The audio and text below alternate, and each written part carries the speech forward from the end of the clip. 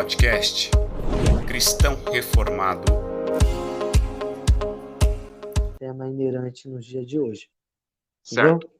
Vamos lá, então. A história da igreja, ela nasce, na verdade, né, a partir do dia de Pentecoste. A Sim. igreja mesmo oficial, né? Não que os apóstolos foram os fundadores, não é isso. Porque, na verdade, quem funda a dialeta da igreja, na eclésia, né, que é universal, né? Porque Sim. ela parte ali do ministério de Jesus, quando Jesus disse para os apóstolos: ide, né, por todo o mundo, né? Então, Jesus está direcionando aos apóstolos, que é praticamente os precursores da igreja, né? Eles são os precursores da igreja. São os iniciantes, né? Porque eles tiveram que aprender com Jesus primeiro. Então, ela fortifica, né? Ela é revestida a partir do dia de Pentecoste. Então, Sim. a história da igreja, na sua essência, ela parte ali do dia de Pentecoste, que é praticamente nos primeiros séculos, aonde ela é perseguida, né? E desde os anos 60 depois de Cristo. Isso é 60 anos DC, pelo qual o imperador da época era o imperador Nero, porque ele praticamente foi aí o imperador mais carrasco da igreja, né? O imperador Nero. Sim. Ele coloca fogo no ano 70 depois de Cristo, mas o início da igreja, o início da história da igreja é dia de Pentecoste. É a partir da festa do Pentecoste, né? E aí, se a gente for decorrer durante os séculos, como se for tratar aqui acerca dos séculos, que vai do primeiro século ao quinto século, né? Mas eu vou tentar dar uma resumida aqui até o ano 300, que é o terceiro século, né? Então, por exemplo, qual o período em que a história da igreja, por exemplo, qual é o primeiro... Mas deixa eu fazer uma pergunta para você. Uma pergunta que é bem propício ao tema.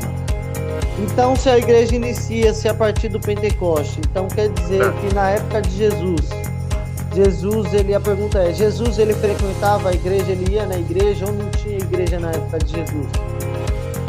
Então, havia sinagogas, né? Havia sinagogas. Por exemplo, Jesus com 12 anos, ele aparece na sinagoga, né? Dos judeus, né? E ali tem até aquele episódio em que ele ensina, né? Os doutores ali, né? Da lei, né? Sim, ele sim. ensina ali a questão acerca de fazer a vontade do Pai e tal.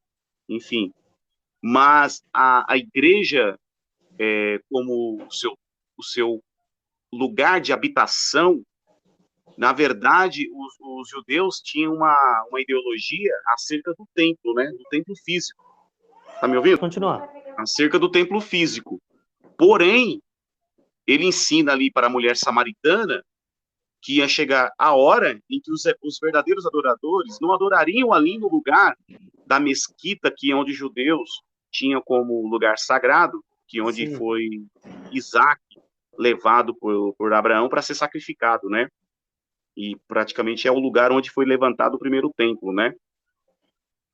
Então, Jesus ensinou o que para ela? Que viria o momento, né? Era chegado a hora em que os verdadeiros adoradores adorariam ao Pai em espírito e em verdade.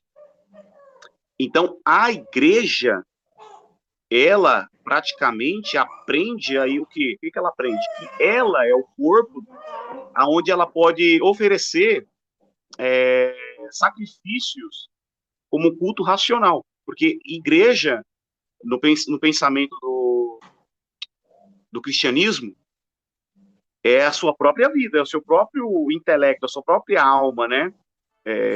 Como habitação de Deus, o Espírito de Deus em nós, para que Deus receba esse culto como sacrifício vivo. Então, no templo de Pentecoste, é inaugurado com a descida do Espírito Santo sobre eles, sobre os apóstolos, que quer dizer o revestimento, né, do poder de Deus sobre eles, para que eles, como igreja, continuassem a missão de Jesus na Terra. Então, é importante o dia de Pentecoste por conta do revestimento que eles estavam recebendo como igreja para poder levar avante a missão de Jesus. Então, nasce ali no dia de Pentecoste, a igreja. Então, certo, Jesus, então, ele frequentava as sinagogas, porém, então, assim, Jesus, a igreja se inaugura a partir do momento que Jesus, ele sobe aos altos céus, né? Aonde a Bíblia vai estar falando, referindo-se que vem o Espírito Santo, a qual Jesus, diante do Pai, vai interceder para que envie um Consolador, para que esteja com a igreja até a consumação do século. Então, mediante esse acontecimento, então, ali funda-se a igreja, certo? Isso. Agora, um tema bem peculiar, é um tema que é bem discutido hoje, principalmente estava conversando esses dias com um colega meu, é que a palavra de Deus em Mateus fala: onde estiver 2 ou 3 em meu nome, ali eu estarei. E ele afirmou de que a igreja tinha sido formada e já existia a igreja no tempo de Jesus Cristo. Tanto que ele afirmou que quando Jesus, na verdade, né, entra no templo e vai citar ali Isaías capítulo 60, onde Deus colocou ele para livrar os cativos, os oprimidos, as viúvas e assim por diante. Era um culto que estava acontecendo, como um culto da congregação, ele até fez essa comparação.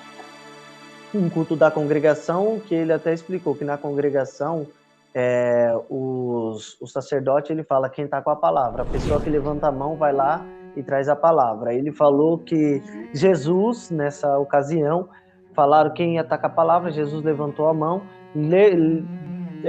citou o livro de Isaías, capítulo 60, e logo após citar o livro de Isaías, capítulo 60, ele falou que Jesus sentou numa cadeira que não era para sentar, e já era ali uma cadeira específica. Então, ele afirmou que a igreja já existia na época de Jesus e usou esse contexto como base. E o que você acha referente a esse contexto? Qual é a sua opinião? Qual o contexto que ele enfatizou bem aí mesmo? O contexto a qual Jesus ele vai estar levantando-se para estar falando sobre o livro de Isaías, capítulo 60, onde ele vai estar lendo lá, Isaías 60. Vou só confirmar aqui, que fala em Isaías 60, que Deus ele levantou os cativos, foi levantado para trazer os cativos, oprimidos, libertar as viúvas. Só um instante para ler aqui certinho. Eu entendi Sim, esse contexto. Porém, não se trata, quando Jesus pega o livro de Isaías, não se trata da inauguração da igreja ali. Ali se trata de uma afirmação de Cristo acerca da missão que ele iria, né, para poder cumprir aqui na Terra. Então, quando ele pega o livro de Isaías, que fala que ali onde o profeta fala acerca que de mim está escrito, né? Ele cita bem ali, ele cita bem ali o livro de Isaías. Ele está falando acerca dele. A igreja ainda ele não inaugura, ele está fazendo missão. Ele é 3 anos de missão. Sim. Né? A igreja ainda não está formada, né? Ele vai dar um ensinamento. Você vê que para a mulher samaritana ele diz bem claro: olha, mulher, não vai ser mais neste monte aqui onde vão adorar a Deus, entendeu? Vai vir um tempo em que os verdadeiros adoradores adorarão o Pai em espírito e em verdade. Que até então os ortodoxos não adoravam como que tinha que ser adorado mesmo, porque Deus é espírito, né? Então você entendeu que ele usou o contexto errado? Não é o contexto sobre a igreja. Sim. Não é. Então, aí você vai entrar na questão de interpretação de texto, né? Ele tem interpretação e interpretou de uma forma errada. Se você pega a Bíblia, hoje tem várias formas de interpretação. Cada um tem uma forma de interpretar a palavra de Deus. Isso. Mas mediante toda essa situação, nós estamos falando aqui a história da igreja, de que Jesus, ele inicia-se a igreja. Como que era a situação dos apóstolos ao evangelizar depois que se iniciou esse ministério aí da igreja primitiva? Como que era a época, a situação, como os apóstolos lidavam com a situação, porque até então o povo, de uma certa forma, eles não receberam bem a questão da igreja, né? Por causa não aceitar Jesus Cristo como Messias. Então, como os apóstolos lidou com isso? Você consegue explicar pra gente, por favor? Então, é que assim, no primeiro século, né, que desde os anos 60 depois de Cristo, né? Esse período, Roma, Um dos imperadores mais cruel contra o cristianismo é Nero. É Nero. Porque o Império Romano, praticamente até o ano 313, mais ou menos. E o imperador que se levanta no terceiro século, que é Constantino, é ele que libera o culto, a liberdade de culto a Deus para os cristãos. Porque até então os cristãos não tinham liberdade nenhuma. Então imagina os apóstolos ali, concentrados ali em Israel, né, em Jerusalém ali, debaixo da autoridade de Roma, né, com um edito lá pelos imperadores, que o cristianismo, que era considerado seita, era considerado uma seita para eles. Então eles não tinham liberdade, não tinham democracia nenhuma para a liberdade de expressão, ao culto a Deus.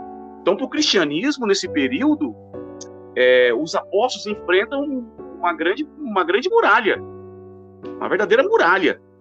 E essa barreira, essa muralha, ela só é quebrada no ano 300. Até então, os apóstolos faziam praticamente a missão muito no anonimato. Era tudo às escondidas, a evangelização era escondido. O ID, né, era estratégico. Por exemplo, tem o episódio que Filipe, ele recebe lá pelo Espírito, para ele poder evangelizar aquele homem etíope, né, aquele homem lá da África, né, praticamente.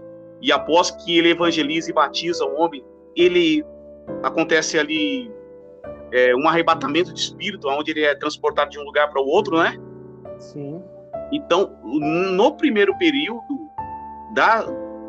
do ID da igreja, do levar a mensagem pelos apóstolos, aconteceu muitos sinais, como bem o de Filipe. Foi transportado de um lugar para outro, Deus pegou ali em espírito, corpo, alma, espírito. Deus, ele é Deus, né? Então houve esses sinais aí na igreja primitiva. E como outros sinais também. Mas eles não tinham democracia nenhuma acerca da liberdade de expressão, né? Eles não tinham.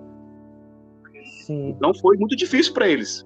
Mas eles conseguiam de maneira bem discreta, né? Era uma maneira discreta de você fazer a missão ali, né? Até aquele momento. Mas referente à questão aí dos apóstolos evangelizar, sabemos de que aqueles que eram pegos apregoando... Eu sou o evangelista Fernando Silva